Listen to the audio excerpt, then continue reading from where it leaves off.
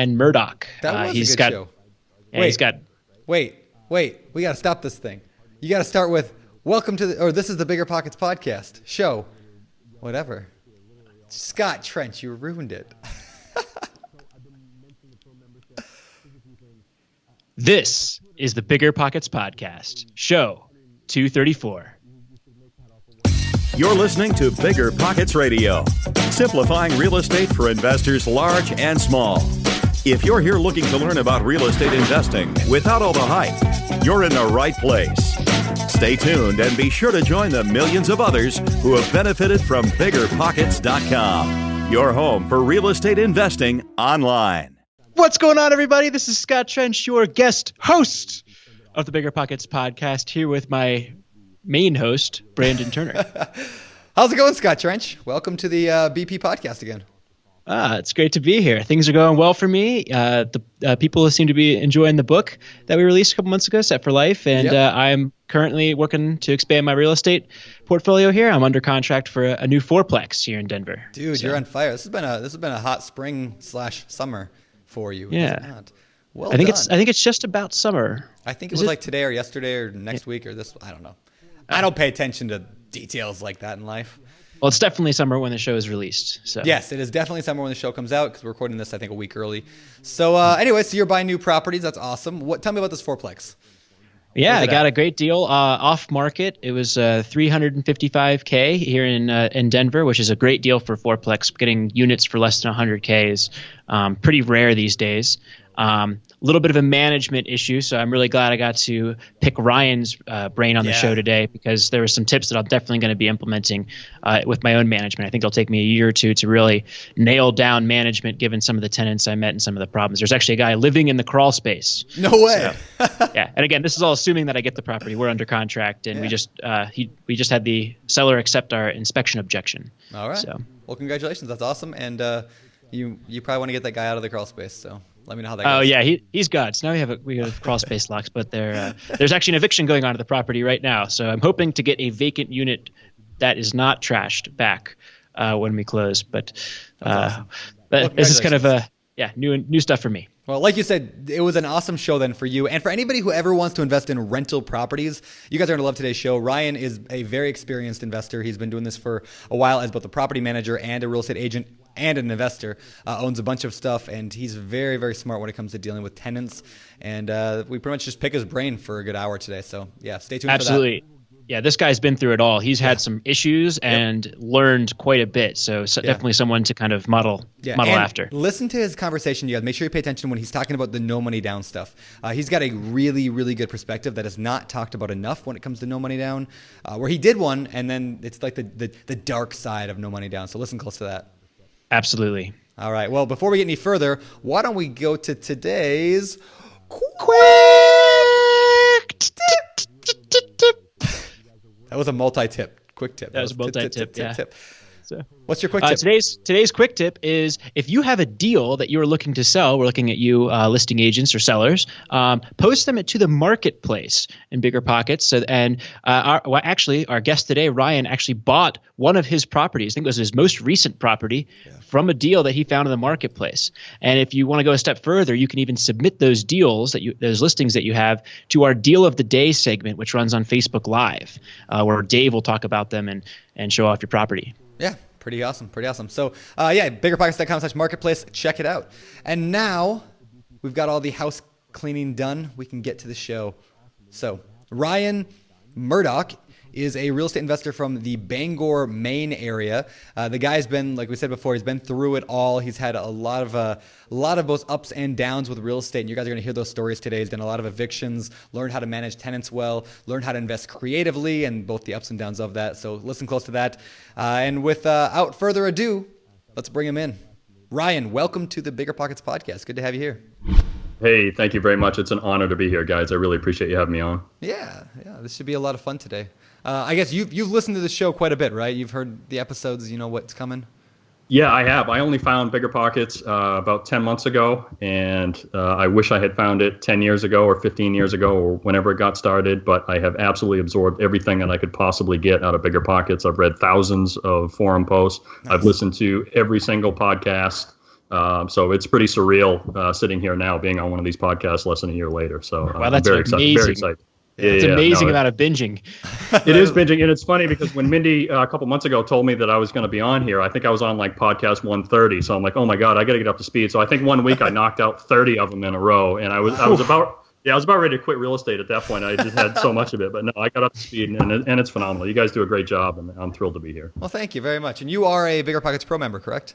I am. That's awesome. Well, thank you for being a Pro member. And absolutely. Yeah, that's awesome. So I guess why don't we just start at the beginning of your story and hear about how did you get into real estate investing? Like, what did that look like? I bought my first duplex back in 2007, and it was a house hack, Brandon. I lived in one unit and rented upstairs. I had just spent 2 years living in Asia. I was in electronics manufacturing in a previous life, and kind of ran around the world, lived in a bunch of different places. And when I knew that ride was coming to an end, I decided I wanted to start investing in real estate. I didn't know anything about it, but it sounded cool. So I remember when I was living in Hong Kong, I ordered Property Management for Dummies and a bunch of other books and had them shipped over there and just read everything I could. Came back to the U.S., to Bangor, Maine, and bought this duplex, to which my wife and I lived in, and I inherited absolutely awful tenants upstairs. So I was immediately immersed in the world of nightmare tenants and, how difficult they can be to handle and everything that it takes to get them out and how delicate of a process that is. So, but that didn't deter me. I bought another duplex a few months later, and then, just slowly added units over the next few years.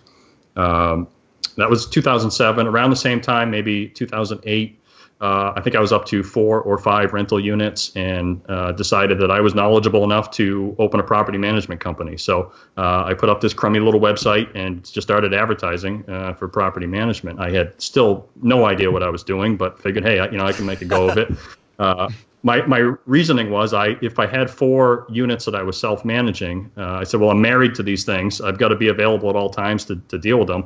If I'm married to 4, I might as well be married to as many more as I can get my hands on and try to make a little money. So, so I built that business up to about 200 units over the, I think, next 4 or 5 years. I had my own portfolio of about 28 units, and the rest were managed. But it was about 200 units total that I was overseeing. Wow. And also around that same time, 2008, I got my real estate license, my broker's license. Not so much that I wanted to be a real estate agent, although that's what ended up happening.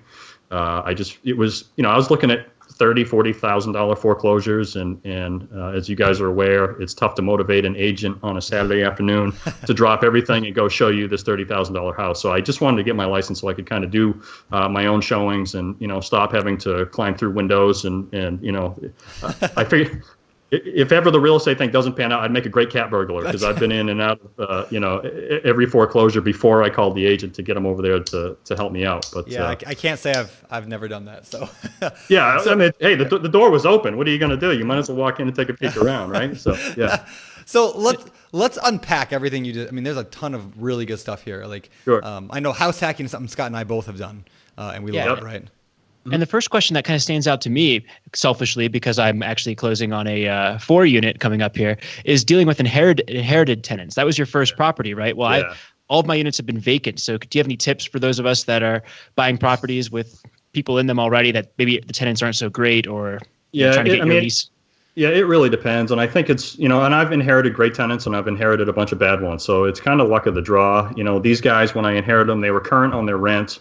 And that's about all the due diligence you can really do on them, besides maybe walk through their unit, and the unit looked good. They were current on the rent. So, hey, these guys will be okay. But I think I was even a little more sensitive to it because I was living in that same building where, and I was a little uptight back then and just trying to, do everything right and make sure everything, they weren't violating, any terms of their lease. And, I'm looking out the window and they've got an unauthorized vehicle out there, or, they got friends sleeping over. They're not supposed to be there. So, I was a little hypersensitive to it, but, it did steadily deteriorate, and I did have to evict them in court and get them to move out. So, in buildings I bought since then, really all I'm looking for is that the rent is current and that the units look good, which is, my same criteria back then, but it was just a little different because I was living right there. Yeah. Yeah. Actually, like half my evictions, I think I've done 4 or 5 evictions. I think 4, and 2 of them were inherited tenants. That and one of them we knew. Oh, actually, I would say both of them we went in kind of knowing there was something wrong. Like there were definite red flags going into it. Yep. Like one was a hoarder, a garbage hoarder, and the other one like wouldn't let us into the unit. So it was like and that's one of my pitches now. When I'm looking for buildings, I'll advertise that I buy buildings and I will inherit nightmare tenants, because now I'm I've learned enough that I know how to deal with them. I know how quickly I can get them out. It's just normal course of business now is evicting tenants if I have to. So if I can buy a building at a discount and take away somebody's problem tenants, whereas maybe with another buyer they'd want those tenants out prior to closing, I'll just take the whole thing if the price is right, and just know that I'm going to have 2 to 3 months of turmoil getting these guys out, and probably a train wrecked unit to go in and turn over. But if the buy is right, then it works. What's funny about that? So my wife and I just had this conversation yesterday, how when I first got into real estate, I mean, everything was such a big deal. I mean, my first eviction was like, dramatic, right? Yeah. And now, and so now when we're talking to friends who have rentals or new people or even like family members, and they're like, oh, and then they did this and this, and I'm like, hey, it's just business. Like it doesn't even faze me hardly anymore. And like the faster you can get to that, the easier it is to get the emotion out of it. Like just remember, this is all just what it is to be a real estate investor. There's and you hear some of these stories from new landlords, and they're like, oh, it was so awful, he did this and this, and and I'm like, well, geez, I wish half my tenants were as good as that, So it's not really that big of a deal once you're used to it. That's funny. Yeah, and I'm definitely one of those people that's like, oh, I'm kind of wary about having to go through a first eviction, and I get the sense from some of the units in this actually, in fact, one of the units is going through an eviction right now, and they're supposed to be vacated before closing. So that's kind of an interesting one, and this is very new for me, so it's great to hear this. Yeah, it's so much easier. Like that's what I feel like nobody told me before. Was that like everything, evictions or whatever? I mean, they take some work, but everything's easier than I expect it to be. Than what my fear says it's going to be. Yeah, no, and it's very state specific, and I'm sure it's reasonably similar. And the steps are very clearly defined, and you've got to follow them to the letter. Yep. But if you do the things in the order that you're supposed to, the way you're supposed to, it's pretty simple. But I can absolutely understand why people are overwhelmed when they've got to do it. I mean, I've certainly gone to court early on and been thrown right out of court because I forgot something seemingly simple, but the judge looked at it and tossed it out. So, but after you do dozens of them, and as a property manager, I've sat through hundreds of evictions, not necessarily for myself, but for other property owners, or if we take over management of a problem building and you've got to go clean it out. Every one of those evictions that I have sat through for another property owner, I'm keeping some of that knowledge for myself, and it just makes me a better landlord for my own units and more experience dealing directly with my own tenants. Very cool. So I got a question about something else you said in that kind of intro segment there is you talked about getting your license so that you could go view that $30,000 unit that an agent doesn't want to bother to show you on Saturday. And I've heard this frustration from many investors where many agents who work with investors saying, hey, in Denver we have agents aren't even willing to entertain $150,000 units. They don't even want to help you look at those. So that these folks are like, how can a new investor get the support they need to analyze the dozens of deals that are on that so critical first purchase from agents that maybe don't want to put in the time to help them? Yeah, it's really tough. I mean, if you don't have an agent who's willing to help you out, and typically if the agent is as experienced as you wish that he was to help you, he's probably busier doing, or he or she's busier doing more profitable things and isn't going to want to help you.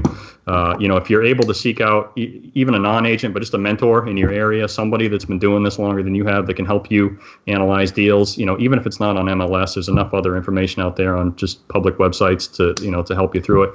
If not, I mean, it's tough. You just gotta, you gotta grind it out. And that's what I did. I did find some agents that were okay in helping me. They weren't always available when I wanted them, but I would just try to minimize my impact to them. I would try to do as much of my own legwork. If something popped up online, I would go drive out to the house myself first, look around and see if there was anything that, that was a deal breaker for me before calling the agent immediately and saying I needed to get in there. So, that's really good, just trying to minimize the impact of the agent. So when I did call, I could maximize their value. Yeah, I like that a lot. Another thing that you could do, let's say an agent doesn't want to do it for Scott, for example, for $150,000 property. If you call the selling agent, then they're thinking, oh, I get double the commission. All of a sudden, that crappy deal that they didn't even want to list because they're not making much. Yeah. Now they're making twice as much. It's a lot easier to get them to come show you a unit because they know they're going to get both halves. Yeah, and I'd even do that now as an agent. I would say, if there was a smoking deal or negotiations were tight and it was a listed property, I would have no problem just saying, hey, you keep both sides of the deal as a listing agent, and just represent me as a buyer. There you go. There you go. I think that's just part of the deal. Is successful agents don't want to work with newbies that are going to demand a lot of time for very low commissions. And I don't want to do it now. I wouldn't jump off the couch on a Saturday afternoon and go run and show somebody something. I mean, I've met some younger investors, especially on BiggerPockets. I've hooked up with some younger guys locally, and I love sitting down, having a cup of coffee, and fielding emails and calls and questions and helping out where I can. But like anywhere else, when a great deal pops up on the market, it's gone not only in a matter of days, but in a matter of hours. And I can't guarantee that I'm going to want to drop what I'm doing and go help that buyer on that particular property. Yeah. So I get it. Yeah. Well, so let's go back to your story a little bit. So you started the property management business. You started acquiring properties. I mean, what was your? Let me first get where were you in job wise here? Did you have a full-time job? Was property management your full-time gig? I mean, how did that transition from job? No, I was working a day job here outside of real estate just to pay the bills while I got up and running, and it was tough. Every break and every lunch break, I was out on the phone trying to call my agent or call a bank, or I had no money, so I was grinding it out like anybody else that starts, where I'm just trying to get financing, and I'm doing FHA or conventional loans or the 30-year loans, and the property's got to conform to all these standards. And I mean, it was a real hassle. So when I got my real estate license, I was working a regular day job, and in this state and probably many others, you have to hang your license at an agency. So you have to have an agency that kind of sponsors you. You put your license there. And I found one, and I was just kind of going in after work and on days off and just hanging out in the office. And I asked the designated broker there one day, and this was 2008. This is right when everything was just falling apart. I said, I got to quit my job. I can't stand it anymore. I said, I want to do real estate. I'm eating, breathing, sleeping real estate. Do you think it's okay if I quit my job and just be a broker full time and work here? And she said, absolutely not. Don't do that. She said, build up your network of people, build up your clients, get established as an agent before you quit your job. Well, next day I called her up and I said, hey, I quit my job. So I gotta make this work. I gotta make this work. So I went to work full time there, and luckily at that agency, the administrative assistant had quit a couple days after I quit my job. So I never really had aspirations to be a secretary, but it was a steady paycheck, and it kept me in the real estate office. So I was the administrative assistant there for the better part of a year. So I had a small paycheck, and it kept me in the office, and I had the flexibility to run out and do showing. So I made it work. I love that. Yeah, that's awesome. That is a tough question of when do you quit your job? I mean, some people take the approach of save up the income, get the cash flow you need or the business, run to the point you want, and then quit. And other people do the burn your ships, sort of analogies. Oh yeah, no, it was a horrible decision. If anybody asked me that same question, I would say, don't ever do that. Don't ever do that. I mean, that was just a bad decision. It turned out fine, but it was, I would never advise anybody to just, quit and hope for the best. That's not a good strategy. Yeah. One of the things I think that people forget when they go to these, when they quit their job is, hey, it's kind of hard to get a mortgage if you've never invested in real estate before and you don't have that job income first. So at the very least, don't quit your job and then apply for mortgages and try to buy properties with that stuff. Yeah, and that was tough because I lost my W-2 job at that point. I was an independent contractor. So now you're self-employed, and it kind of starts that 2-year clock of that the banks want to see for steady income. So it's usually a couple of years before you build up enough income in that business. So it's, you might be 4 years before you can get a mortgage when you quit. Yeah. So, I mean, just so frustrating to be out, pounding the streets trying to find these deals, but not really having the ability to buy them, and watching all these things go to cash buyers, and, you're just sitting on the sidelines frustrated. And that's where I was. But, I continued to build up the property management business. Like I said, I got that up to about 200 or so units. And I maintained that for, better part of 4 or 5 years, managing those units. And I was pretty much a one-man band. I mean, I had a small network of independent handyman contractors and licensed electricians and that kind of stuff. But everything was going through my cell phone. It was, all the maintenance calls, all the middle of the night, no heat calls, all the leasing, everything was going through me. And I just got to the point where I couldn't keep up anymore. I mean, that's 200 units that's a full plate for that long of time. So I knew that something had to change. I knew that I either had to hire employees, which has its own headaches and stresses and all that kind of stuff, or I would have to scale back on some of that business. And I was financially strapped, so I didn't want to get rid of any good business because I really couldn't afford to. And I guess I had purchased some buildings that were not performing the way I wanted. And I guess we'll get into that a little later. But I didn't want to get rid of any of my management business because I needed the income. So I ended up contacting one of the bigger management companies in my town. And just kind of, I didn't know them real well, but I knew they were okay guys. And went in, just sat down, kind of told them my story, and ended up going to work for them. They had, I don't know, maybe 1,000 or so units that they were managing.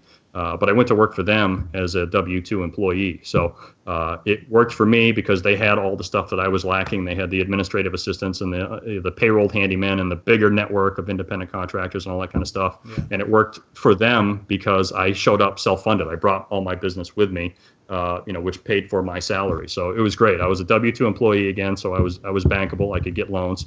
And I had the freedom now where I could disappear for a weekend and the place wouldn't burn down around me. So that was a big step. That's cool. Yeah. That's so fascinating because that's like the opposite path that most real estate investors kind of envision. They're like, I want to quit my job and get into real estate. And you're like, I want to quit this full-time nightmare and go into a job that offers these benefits and perks. Yeah, but it worked because it was, it complemented, and it still does complement my own real estate investing because it's a property management company. So all of my own units are managed there, and I'm still very involved. Obviously, I work there, but I don't have to deal with every detail of everything. I'll pick some other projects within the company and work on those while, somebody else might be fielding my unit's maintenance calls. So it's been a great match. I love that. I do this, webinar every, 8 weeks or 12 weeks or something like that. And it's basically called How to Quit Your Job Through the Power of Real Estate. And I talk about how, what do you need to do to be able to quit your job? And one of the things I talk about in here is you don't have to necessarily build up a business good enough. You can switch to a job that's in the industry, and then you get all the benefits of being in that, just like you did with the administrative assistant. That can be oftentimes way better than just quitting. Go become a mortgage broker, work at a property management business, become a handyman for a landlord, be an assistant. Absolutely. Anything that complements your business, even if it's a trade, like you said, become an electrician, or, even if you work at Lowe's or Home Depot. I don't know if they probably have some sort of, employee discount, anything that helps you on your path to building your portfolio. Awesome. It sounds to me like you found a lot of synergy with with the path that you chose, and that's why you've been able to be successful there. Yep. Changing pace a little bit, can we talk about the units that maybe didn't perform so well that you mentioned earlier? Sure. The ones that back, I don't know, it was probably 3 years after I got my start. I had my property management company on my own. I was still a real estate agent, but I didn't have a W-2 income, so I was having a real hard time buying anything substantial because I just couldn't get adequate financing. And I stumbled into a deal. It was a 20-unit portfolio, 20-door portfolio spread across, I think it was 3 or 4 different buildings. And I was able to get into that for very little money down. The owner was willing to finance about 95% of it, give or take. So I was pretty excited because it was a significant group of buildings. I mean, I think I had 6 or 8 units at the time, and I was going to be able to buy 20 more. And I was so hungry for a deal that when I found this, I thought I was still being pretty cautious. I mean, I analyzed the numbers. I had my spreadsheets and pro formas and, stayed up all night, looking at these numbers from every which way I possibly could, and thought I was pretty conservative with all my vacancy and my repairs and my CapEx and all that kind of stuff, and went ahead and did it. And I bought these buildings, and they're rough. They're, C minus buildings, pretty banged up, but I was okay with that. But, what I failed to do, and what I think a lot of new investors will fail to do is, you can run your calculations on how the buildings can and should perform. But where I got killed is I didn't have any working capital. I didn't have any money. I needed these things to hit the ground running. And where I got tripped up is I didn't anticipate the level of work it was going to take to get these buildings to where they needed to be. And when I say work, I don't mean necessarily, physical repairs, but the tenants, I misjudged the caliber of the tenants. There were some that were not paying. I didn't dig deep enough into the receipts and the accounting piece of the buildings to see who was paying, who wasn't. And even some of the tenants that were paying were just causing so many problems elsewhere that it took me the better part of 2 years to get the bad tenants out and get the units fixed up and get new tenants in. And most of those were through evictions, and even the units when I originally bought the buildings that were in reasonably decent shape, as soon as I evicted those tenants, I mean, they were trashing these units on the way out. I mean, they were, just kicking through walls and, ripping toilets out of the floor. And I mean, just destroying them. So, so I was down the vacancy period, the lost rent, the $2,000, $3,000, $4,000, $5,000 unit turnover, which added up across 20 doors. When you have no money, that's pretty tough. So I ended up, my initial projection was I was going to have to put no money into these buildings, and over almost 3 years, I put almost $100,000 of my own money into, just repairs. I replaced all the heating systems, not because the fuel consumption was far off my original calculations, but I knew if I upgraded to new natural gas heating systems, my fuel bill would be lower. So I was just scrambling to try to cut costs, and I had to spend money to do it. So I really got into a bind financially, and it was absolutely hands down the most stressful period of my life was not being able to make I've always made my payments on everything. I've always been upfront with everybody, and I couldn't make the payments and keep up with these buildings. So I ended up going back to the seller, and it was one of the most awkward, difficult conversations I had ever had, and I had to work out a deal with him, to defer some payments and just have a period of interest-only payments. And I had kind of laid out a plan. I said, I've got the buildings performing now the way that they were supposed to be, and they were actually better than my initial projections. But I had dug myself such a hole getting them there. I said, look, they're doing well, but here's what I need over the next couple of years. To dig out of this hole. I need to defer some payments. I need to do some interest-only stuff. But at the end of that, I will make you whole. And the original financing terms, or it was a 5-year note with a 20-year amort balloon at the end of the 5 years. So when I went to the bank after about year 3, after I'd kind of cleaned these things up, I went to the bank, and I was upfront with them. I told them everything. I told them all the gory details of what I just told you guys, and they said, okay, it looks good, but we want to see 2 solid years of positive performance out of these buildings before we'll lend on them. And, oh man, all right. So yeah, I was able to hang on there for 2 years, and it was tense. And the seller was not happy. I don't blame him. I wouldn't have been happy. But we were able to work through it, and I actually was able to refinance those buildings and pay him off earlier than the 5-year mark. So that's great. So it all worked out well, but it was just horrendously stressful. And I just I see these people diving into deals, and they've done their 10% repair and 10% capex, and that's all well and good. But if on day one you've got to put $50,000 into either a significant capital repair or a capital replacement, or it's going to take you 2 years to get the buildings cleaned out and repopulated with good paying tenants, you've got to account for that, or have the ability to get money somewhere, either because you just have it or you're able to borrow it somewhere else to be able to do that. Yeah. Wow.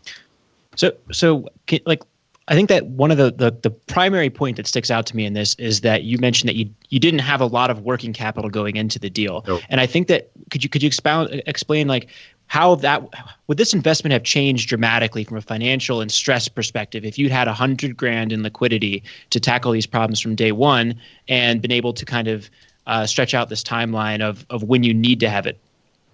Oh yeah, no, it would have been completely different. I mean, certainly it still would have been stressful, but not nearly as bad if I had the ability to to just pour the money in, or to bridge these periods of vacancy and deal with these unit turnovers. And what happened, is because I didn't have the money, even the 10 or 12% repair budget that I had factored in. Yep. I didn't have the money to do that. If somebody would call with a legitimate maintenance problem, and my stomach would just tighten up because it was legitimate. I had to fix it, but I didn't have the money. I didn't even like to drive by the buildings because I was afraid I was going to see some other broken thing on the outside of the building that I would have to fix. And that's a slippery slope, because if you don't maintain your buildings, then they deteriorate, and that doesn't help you get any better tenants. So your tenant population gets worse and worse, and your vacancy rates goes up. So it snowballs on itself. So if I had the cash or the ability to, I mean, I was able to find the cash, but I was putting it on, higher interest loans and credit cards and, all the stuff that you don't want to do, where I was taking it from, all the other income streams that I had were just going into, trying to float this building. And it was extremely stressful. I think this is a huge point for no money down buyers. Is like, hey, maybe you don't have to purchase the property with any money of your own money, but you better have tens of thousands of dollars for a property that's in bad shape, maybe even more, if you're going to buy a property that has this kind of that's in this kind of condition, because that is money that you will need to bring to the table and have accessible in order to take care of problems. And you call them capital expenditures, but for a lot of people in your situation, they would have been called disasters. It almost was. It almost was. And I think you've kind of got to scale it to your own situation and what you have for other income. If I had the same scenario with a single family home or a duplex, okay, I probably could have sucked it up and just paid for it out of, my other streams of income. But with the size of this project, and the magnitude of the issues, I couldn't float that with other income streams. So I was in a bad spot. Well, there's a couple of things that stand out to me about this. I mean, first of all, and this is something like I think a lot of people get confused about when we talk about no money or low money down. I mean, I'm the guy, I wrote the book, right, on no and low money down. And I make a point in that book that creative investing is not about being broke.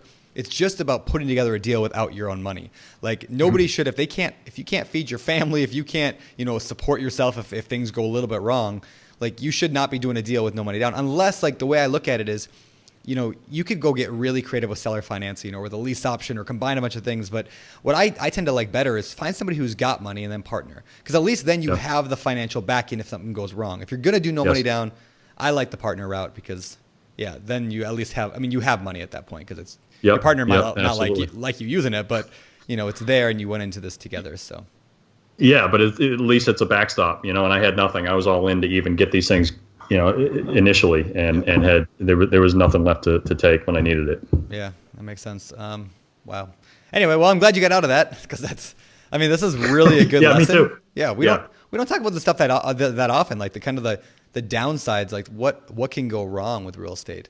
And I think that's it was very humbling, and I see the guys, and I respect them. If everybody hits every deal out of the park and everything's a success, great. I wish that on everybody, but it's humbling and very informative when you crash and burn. You learn a lot. And who was it a few podcasts ago said you either win or you learn. Yep. I mean that's huge. I mean that's exactly that. So if you can get knocked down and you get back up and you brush yourself off, man, it's made me a better investor moving forward because I've been a lot more conservative on my buys to the point where I probably passed up some things that would have been a good deal, but I just have vowed that I will never get in that position that I was 5-6 years ago. I'll never let it happen again. Yeah.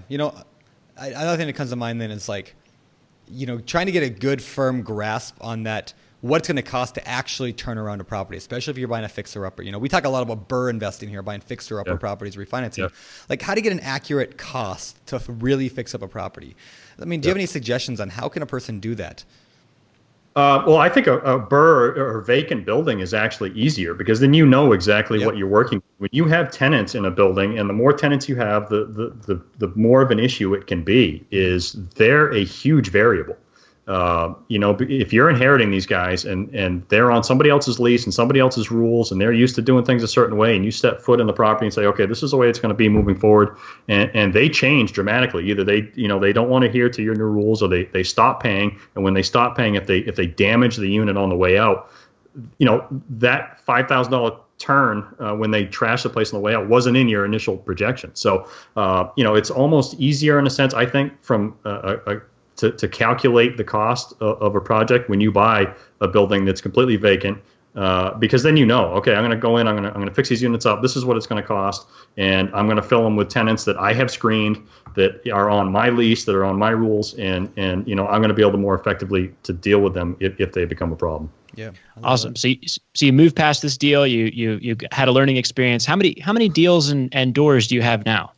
I am up to 45 doors now of my own, and that's in addition to the company that I work for that manages. I think we're up to about 1,500 that we manage total, but 45 of those are mine.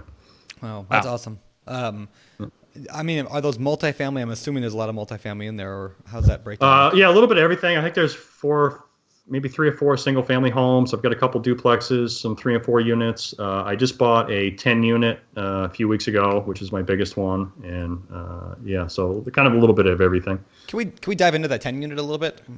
I like the bigger deals. So how did you find that 10 unit? BiggerPockets Marketplace. Did you really? Oh, wow. Yeah, I really did. Did. Yeah, that's one of my BP success stories.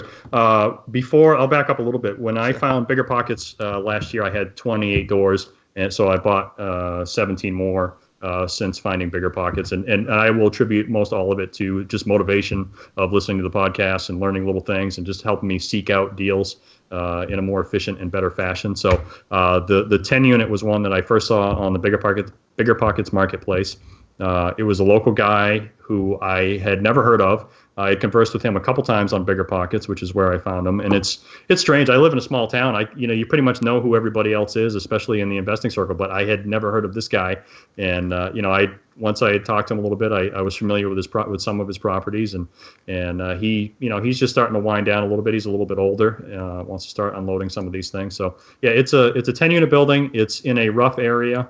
The building itself is good structurally. New roof, new heating system. The units are in good shape. Because of the area, the tenant population is rougher. And I just told you my sob story about inheriting terrible tenants. But I'm older and wiser now. And the purchase price was definitely worth the risk of inheriting these tenants. And I'm more geared up now and just better equipped to deal with troublesome tenants, either to work them along and get them on the program or to get them out quickly. And I bought this building knowing that I'd be okay even if I had to go through and clean house entirely and start over. Wow. So it's going to be a good building. All right. That's awesome. So I'm curious of what kind of metrics you use to decide, like what made you say that deal was going to make sense where other ones didn't? Like, do you look for cash flow per unit or a return on investment? Like, what makes you decide? Yeah, I'm looking for cash flow. And I don't have, guys will run solely off cap rates and all this stuff. And, I look at it, which you probably should do. But I look at every deal individually. And, a lot of it depends on my motivation on any given day, what other deals I have going on. If it's been 3 or 4 months since I bought anything, I'm going to be a little hungrier. Yep. If I'm juggling a couple of deals, and maybe I'll pass on something that I would have bought 6 months ago. But this 10 unit, it was $265,000 for 10 units. And the gross rents are about $6,000 a month. So I think I'll clear probably $1,500 a month or give or take after everything. I mean, after factoring in for reserves and repairs and heating costs, which is a big deal up here. It's cold. You buy a lot of heating fuel. Do you pay all the heat then for the property, or can you sub meter that somehow to the No, there's only one heating system, so you're on the hook for it as a landlord, but that's fine. I mean, we factor it into the rent, and I've got a high efficiency heating system, so that building heats as well as everything else. So yeah, conservatively, I should cash flow about $1,500 a month. I'm hoping more for $2,000 to $2,500 a month, but go ahead. Yep. Well, no, my conservative number was $1,500 a month. Yeah, that's amazing.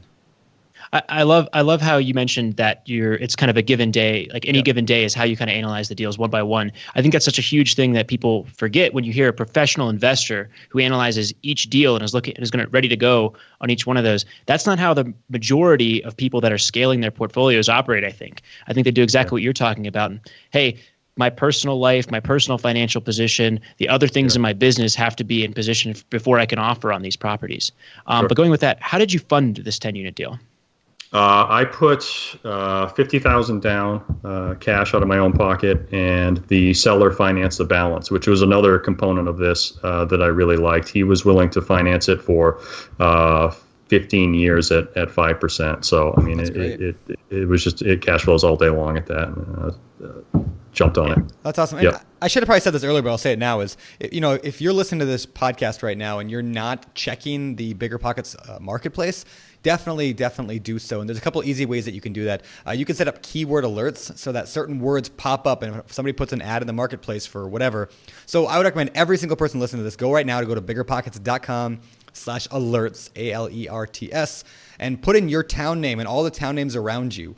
I think Scott, you can correct me if I'm wrong. Free members can do a certain number of keyword alerts, and pro members can do unlimited. I think, or I'm not sure. Yeah, I think Something that like we that. changed it so that free members can get unlimited. But I'll double check that. Okay. So. Well, cool. Well, either way, Yeah, go ahead. Yeah, that's how I found it. It was a keyword alert. Oh, that popped perfect. up. Yeah. I love that. So yeah, definitely go in there, set up some keyword alerts, and then when deals come up, jump in there. I mean, like the faster you can jump. I think what it is, pro members can do text message alerts.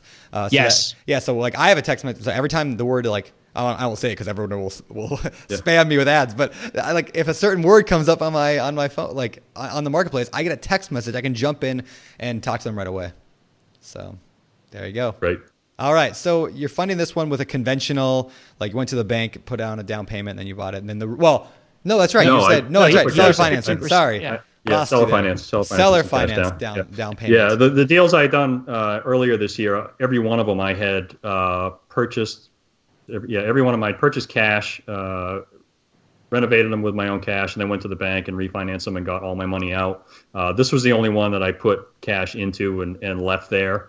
And I guess that's the other piece of me being conservative is just, I'm okay with that amount of money just sitting there. Yep. I know people scream equity's just dead laying there, whatever. But again, that's just me from previous experience, not wanting to be so stuck anywhere, anytime that I could unload this thing and sell it in a heartbeat or have some options if I need to get out of it or get into trouble. I love that. I mean, I actually got a couple properties right now free and clear because I'm not going to get the highest return, but I actually hope in the next 10 years to pay off everything. And I'm not getting the highest return on my investment, but who cares? Like life isn't about getting the highest return on my investment.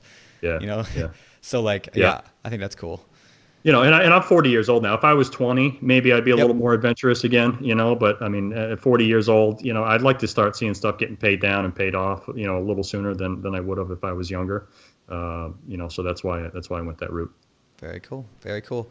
Well, I mean, so what's your plan going forward? I mean, where are you headed with your business? Keep buying as many units as I possibly can, and hopefully by the time I'm bored or just burned out on doing this, I'm either making enough money that I can pay to have them managed full time, and I'm completely hands off, or just sell them and cash out, or maybe a combination of both.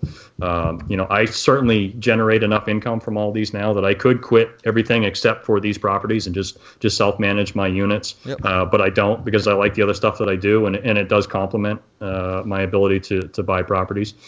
So I'll keep doing it until I don't like to do it anymore. That's very cool. Very cool. Well, maybe like the last thing, can you kind of, before we move on to the fire round, can you, talk real quick about, I guess, people that are listening to the show right now that are where you were 10 years ago, let's say, what can you tell them about building their portfolio, the mistakes you made, things that they should do, not do, kind of just talk to our audience that way. Yeah. Just don't overextend yourself. And, I think people will get, so hungry for a deal because of whatever reason. Either their market is tough to buy in, or they have a hard time getting financing, that when they finally find something that they can do, they feel like they need to do it. And I know that's a fine line between the analysis paralysis thing, and you got to bite the bullet and just do it at some point. But don't jump on something that's going to blow up in your face. Especially if you don't have money. I mean, if I had kids that were growing up, I would, encourage them, save as much money as you can, put that bigger down payment down if you can, have the reserves. If you just go on by the skin of your teeth, your risk is just so high. Yeah, that's true. That's really good advice. And like you said, everybody's got kind of a different place they're coming from, right? So if you're 20 years old, you might have a different plan than somebody who's 40 or 60. Sure. If you want to be more aggressive, you got kids, it's important that people don't just listen to like what Scott Trench says or what I say or what Josh says or you say. Yeah. Like take that into consideration, but everything is going to be different for every single person. Yeah. And so I wouldn't want a 30-year mortgage right now at age 40, a 15, 20-year mortgage if I can do it. And the other piece of it, if I can, is, I had my buildings that I was kind of handcuffed financially with for so long that you tend to just kind of lose track of them. And I think part of finding Bigger Pockets and just getting into a podcast every day and just having this stuff front and center and being excited about it made me go back and revisit the buildings that I had, even those 20 units that I got in trouble with. I had enough equity at that point that I was able to pull a line of credit on those, which I used to then buy some more single family homes to renovate and do the BRRRR strategy with, and start looking at your own portfolio. Even my own house, I kind of circled back and looked at my primary residence and said, pulled up the mortgage, says, why am I paying PMI on this? When I bought my house, I was just thrilled that somebody would give me a loan to buy the house. I didn't care how or what, or I got a loan, let's buy the house. But now, after all these years have gone by, I go back, why am I paying $200 some odd a month in PMI? So I went back to the bank, was able to refinance the house. I got a shorter term note. I dropped the PMI and was able to pull a line of credit out of that. This stuff was sitting right under my own nose. I just didn't have the motivation to go and reevaluate it. So I went through 3 or 4 of my other properties and said, yeah, wait a minute, I could be doing a lot better just with what I have here. Let's circle back and refi and free up some more cash. I love that. Well, on that note, I wanted to jump to the fire round, but I have one more question I just thought of. You talked about doing the BRRRR strategy, which, if you're not familiar with that, people listening, it's where you buy a property like a fixer-upper, you fix it up, and then you rent it out. So instead of flipping it, you rent it, and then you refinance it with a new loan. So you mentioned doing that. How long are you having to wait between buying the property and then able to refinance? Are you seeing a requirement from the lender? Yeah, no, I have finally got hooked up with a commercial lender. They do portfolio loans, so there is zero seasoning, which has been That's huge awesome. for me. Yeah, so I've done them a couple different ways, and I've done I think 3 BRRRRs since I learned the term last year, where I'll buy them cash, fix them up, and then refinance them, or I can go to the lender and they'll give me a loan on an as completed value. So they'll have it appraised and give me the purchase. They'll give me up to 80% of the as completed value. So let's say it appraises as complete for $100,000, they'll give me up to $80,000. If I only paid $50,000 for the building, then that gives me $30,000 to put into it for repairs. That's cool. What kind of terms are you getting from that portfolio lender? Fixed for 5 years at a pretty good rate, whatever, 4 point something, maybe 5% now, and then variable at the end of the 5 years, which is a little scary. I don't like variable anything, but I'm putting them on 15-year terms, 20-year terms maybe, and throwing a little extra principal at it. So hopefully by the time the 5 years is up, I'll be in pretty good shape. And I'm not over leveraging the properties as they are now. I've got, I think, a couple that are at 80%, and most of them are at 60, 65%. So I'm trying to stay fairly conservative and not be over leveraged. Okay. Yeah, that makes sense. Yeah, I know a couple of my portfolio lenders that have doing the BRRRR. Yeah, we go into the same thing and maybe fixed for 5, or I think one did 7, and then variable. And it makes me a little nervous, but the difference between variable today and what it used to be is the variables that I'm doing have a cap at 10 or 11%. These are capped. Yep. And so so it's not the end of the world. I look at worst case scenario, it's like an extra $200 a month, and I'm like, well, I'm still cash flowing at that, so I'm okay with that. Yeah, and the local lender I have, I think it's very important that people build a relationship with a local lender, if at all possible. I am absolutely certain that some of these deals that I've been able to do with the bank, I would not have been able to do if I didn't have that personal relationship with the loan officer. I mean, he's local, he knows me, he knows what I'm doing, he knows the area, and since they're a portfolio lender, they've got a little more flexibility, as opposed to some national lender or Bank of America or one of the big guys that you don't get to sit down face to face with anybody. They don't know who you are. They're on the 27th floor, 2 time zones away.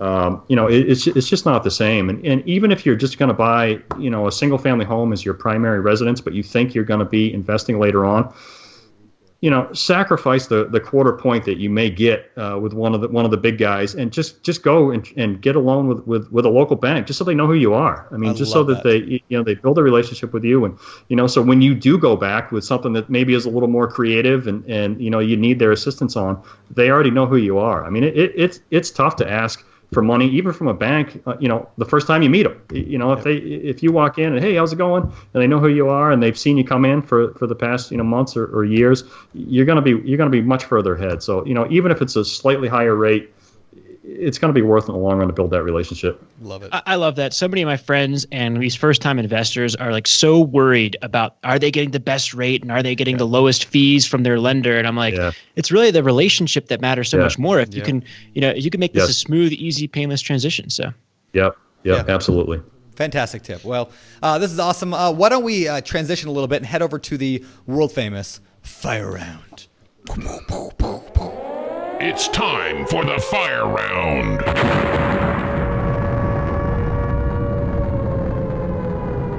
This is the world famous fire round.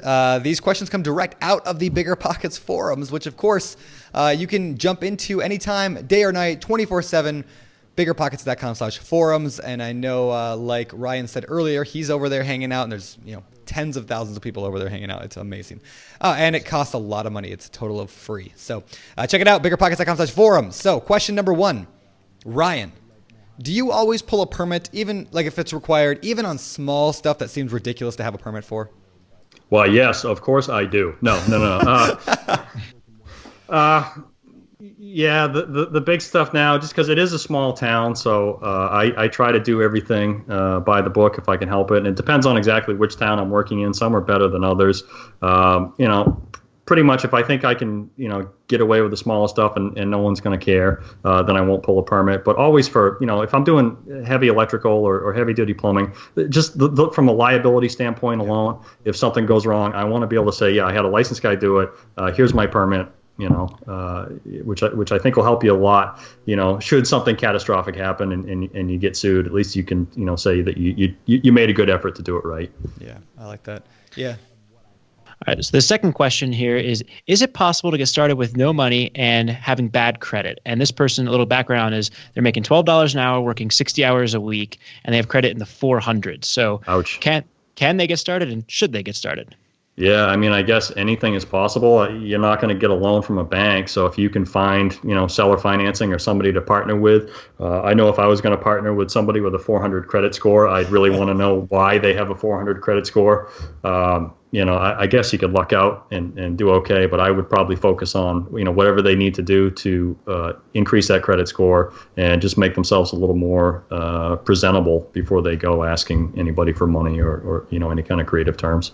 That's a great tip. Definitely. Yeah, I always wonder. To me. I always wonder what if family has a bad credit score. It's not about the credit score; it's about the reason behind the credit score. Absolutely. Yeah, there are people with bad credit scores that have a very good story to go along with it, and you can kind of see whether whatever it may be, a divorce or something. But and we see it a lot with tenant screening. You're looking at these credit reports, and if it's unpaid utility bills, unpaid credit card, all those red flag type things, that's inexcusable. So and it looks like in this one, a curveball that this person's family member, a parent actually, was a big factor in hurting their credit score.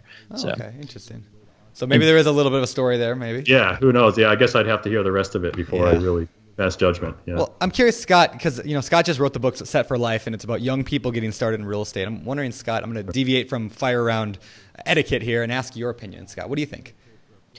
Well, I certainly am a big fan of correcting your personal financial position before doing anything that's a major risk with your money or especially other people's money. It's one thing to lose everything that I have. It's another thing to lose everything that you have if you're my investor.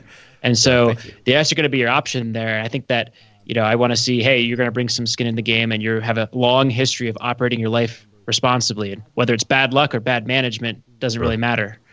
So. All right. I like it. Yep, that's great. All right. Number 3 here.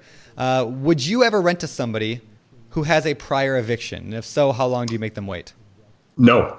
Simple answer, no. That's one of my automatic disqualifiers. If you've been evicted, end of story, I'm not renting to you. When I first started, I used to say no evictions in the past 5 years. And then I later on amended that to, I think, 7 years. No evictions.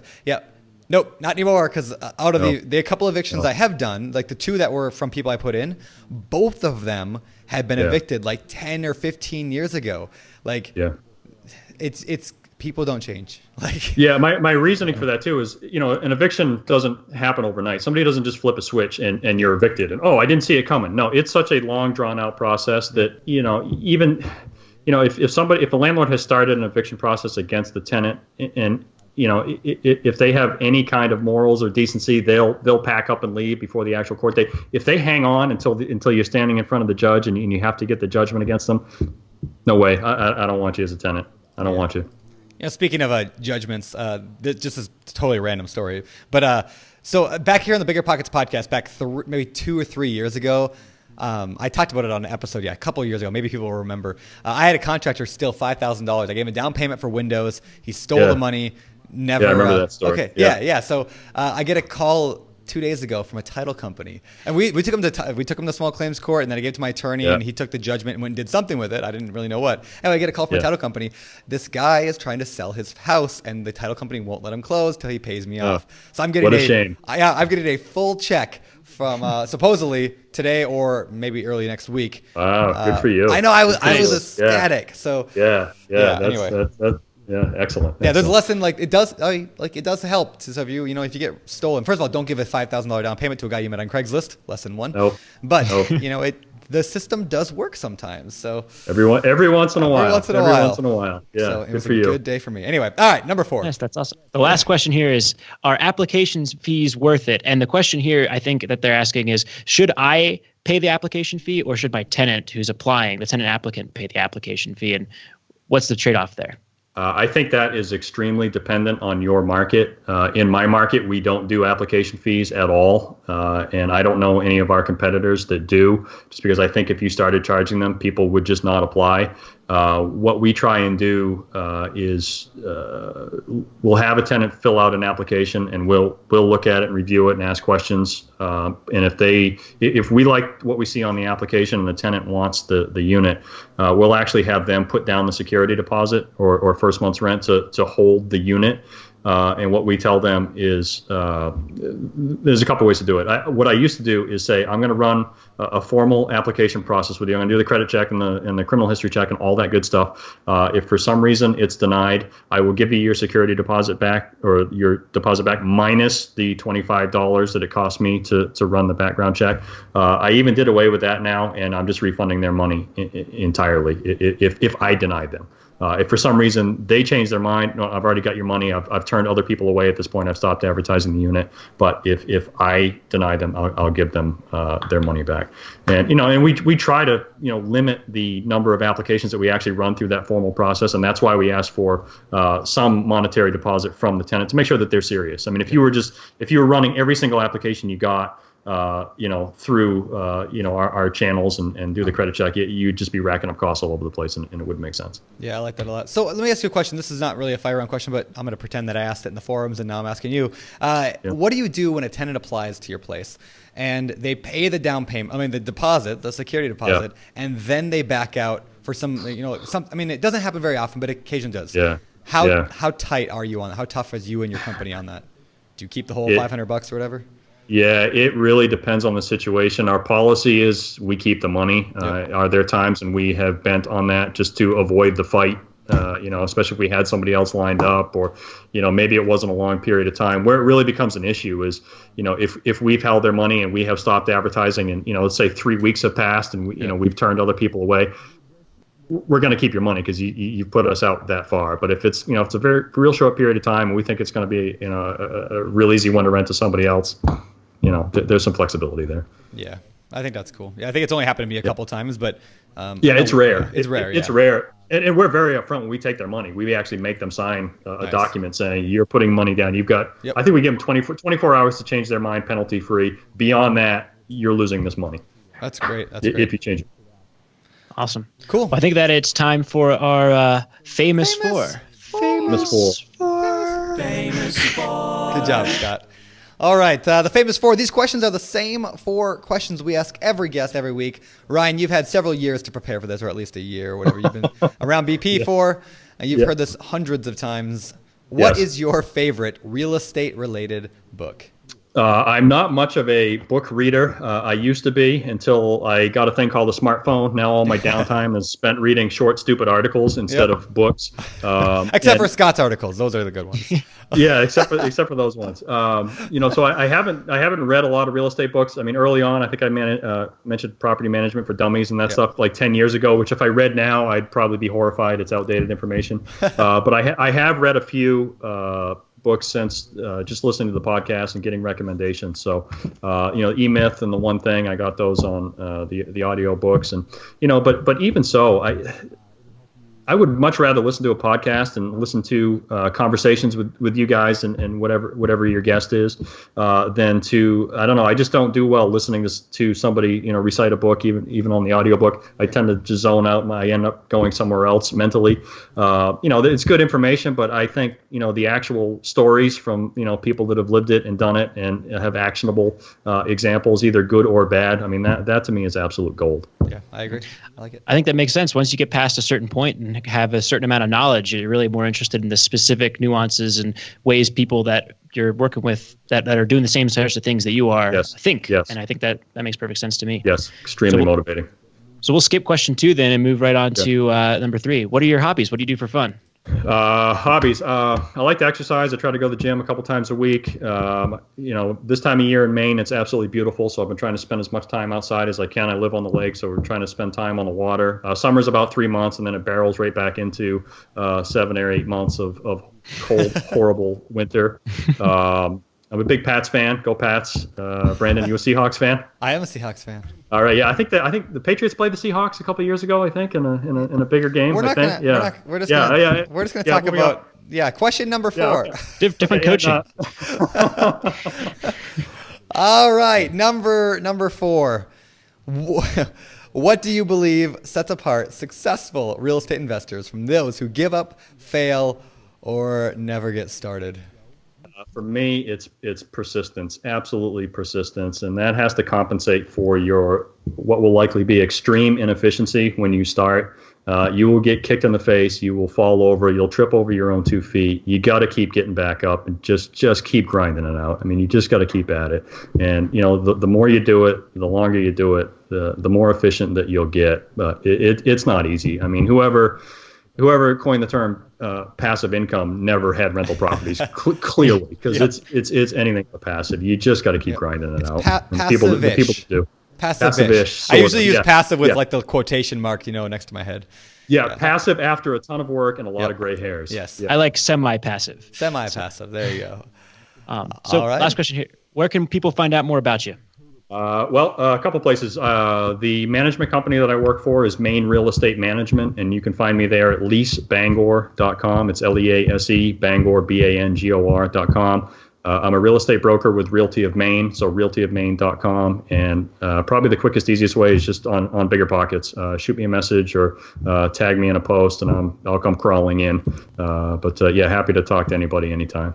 That's awesome. Well, thank you so much, Ryan. This has been fantastic. Lots of good information for people, both getting started and people been in the game for a while. So really appreciate it. Awesome, guys. It was a blast. Thank you so much. This is great. Thanks. Wow, that was awesome. Ryan has been through it all. He's started with a house hack back in 2007 or 2008 and has built that out to hundreds of units under management, quit his job and then took another job with a bigger company for property management, and now has dozens of units. Fantastic story, ups, downs, highs, lows. That was a great podcast. It was. I thought so too. And I like that perspective that we talk about, because about getting the job again, right? Because so many people look at, like you mentioned in the show, people look at real estate as like, I can't wait to quit my job and get out. But, some people get back in. In fact, right, I've done it, right? So I was retired at 27. I was like, I'm never doing a bit of work ever again. I laid on the couch for like a few months and I was so bored out of my mind. I'm like, okay, now I got to write some articles or something. And that's how me being here at BiggerPockets came about, because I guess it's a different perspective than just I'm going to go sit on the couch or on a beach my whole life.